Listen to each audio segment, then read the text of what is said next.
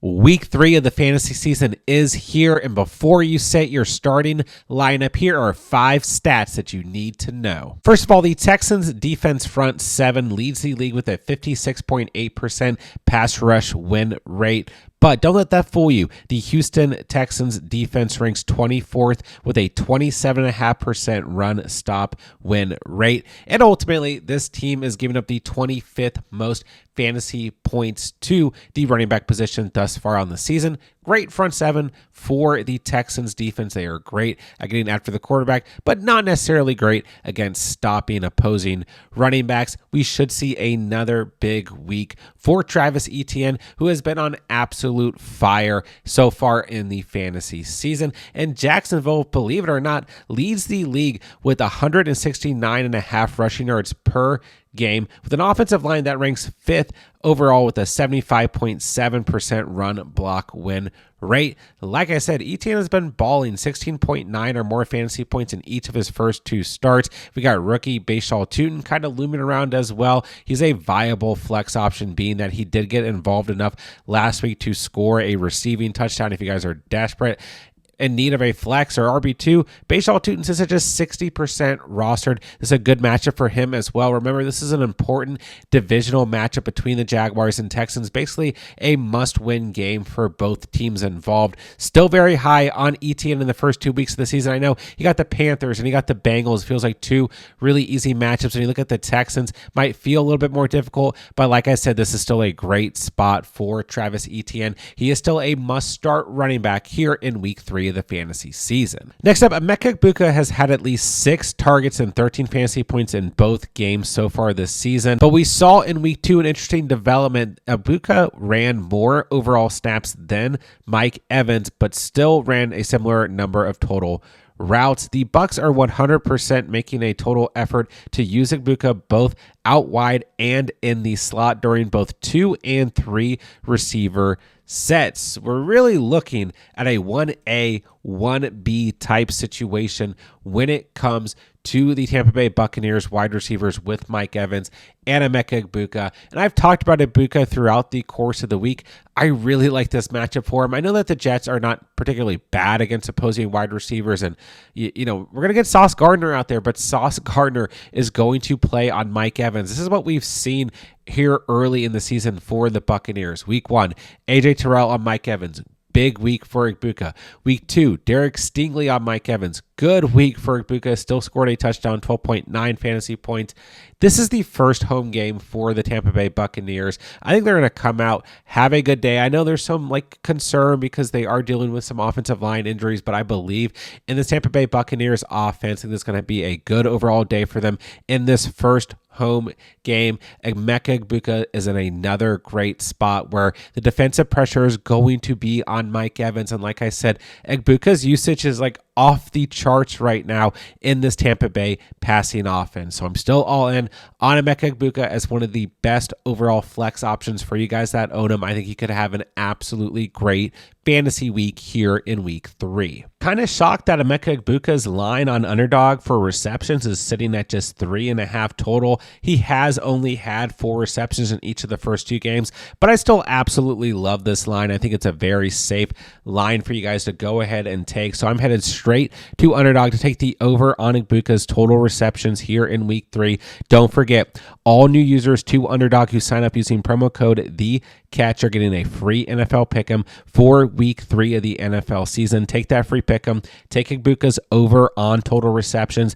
If both of those lines hit, you're going to automatically double your cash entry. And on top of that, Underdog has a brand new exclusive offer to anyone who signs up using promo code THECATCH. Once you play through $5 on Underdog, you're going to automatically receive $50 in bonus cash to use towards NFL Week 3 action. And on top of that, you're also going to receive a 50% deposit match up to $1,000.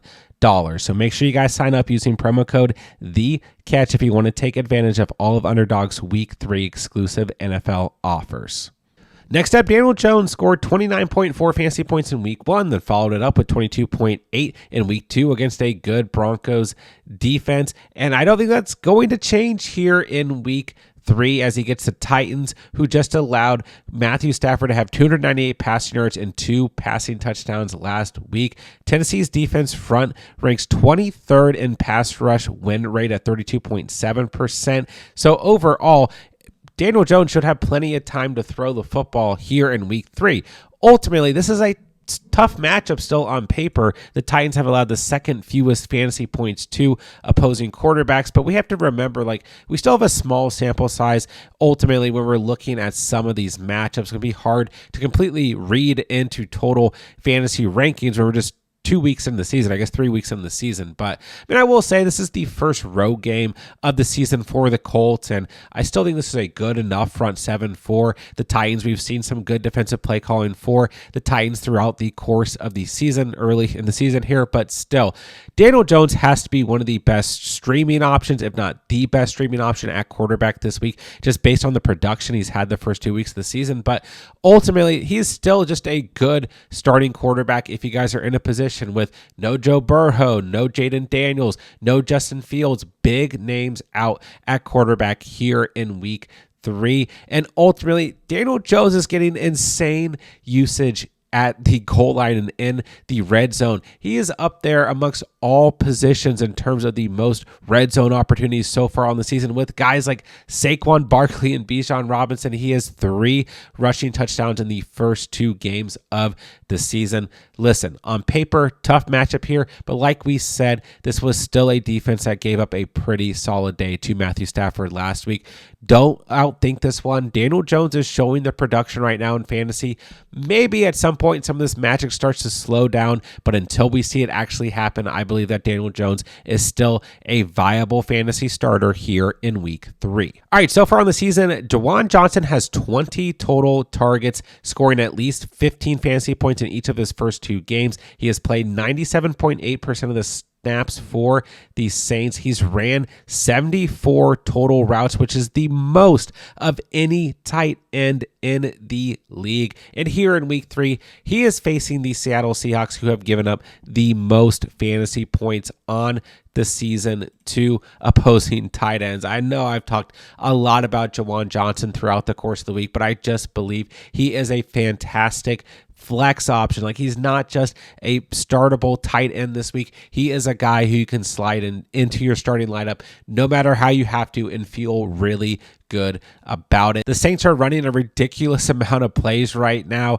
They are throwing the football a ton. Spencer Rattler has not looked as bad as advertised. He is 34 or more passing attempts in each of the first 2 games, with a ceiling of 46 total passing attempts. Now, this is the first road game of the season for the Saints, and I don't think that the Seahawks defense is anything to sneeze at necessarily, but what we do know, like I said, is that the Saints are going to throw the football a lot, and they're going to target Juwan Johnson. This has really become the true security blanket for Spencer Rattler in his early career, and this is a great spot for Johnson. Once again, going up against the Seahawks, who have given up the most fantasy points to opposing tight ends. You gotta love this if you own Juwan Johnson. But if Johnson was a player that you picked up off of the waiver wire, or maybe you drafted super late and you have another stud tight end in front of him that you want to start this week, I truly think that you can throw Juwan Johnson into your starting lineup in the flex and treat him like a wide receiver or running back in terms of a skill position player that can still ball out for you here in week 3 of the fantasy season. So if you own Juwan Johnson,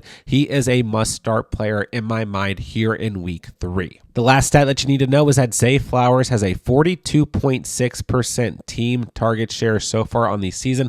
The only other wide receiver with a share over 40% is the Seahawks' Jackson Smith and Jigba. Flowers has now recorded 9 or more targets in each of the first 2 games and 15 or more fantasy points in each of the first 2 games of the season. And here in week 3, this is just a matchup overall that you have to love when it comes to fantasy football. This is the highest point total implied game when it comes to Vegas. Monday Night Football, primetime game, Lions, Ravens, home game for the Ravens. There is nothing but good game script on paper here for the Ravens offense. Zay Flowers is going to be very busy again here in week 3. We talked about him earlier in the week in terms of players that could go nuclear. He's in a great spot. You have to start Zay Flowers if you own him. He absolutely needs to be in your starting lineup. This is going to be a good competitive competitive game overall. We're going to see both these offenses put up points, have to keep pace with one another. Zay Flowers in line for another huge fantasy day here in week 3 of the season. If you guys own him, do not bench him. No matter what you do, he's an absolute must-start player here in week 3. As have it, there are 5 stats that you need to know before you set your final lineup here in week 3 of the fantasy season. If you guys did enjoy the video, do me a huge favor and hit that subscribe button on the way out for some good luck here in week 3 of the fantasy season. And we'll have everything that you guys could possibly need going starting tonight for week 4 of the fantasy season. So make sure you guys stay posted for all of our upcoming week 4 fantasy content. And with that, I'll say good luck today here in week 3 of the fantasy season. Thank you guys so much for watching and or listening. And remember, you saw it here on The Catch.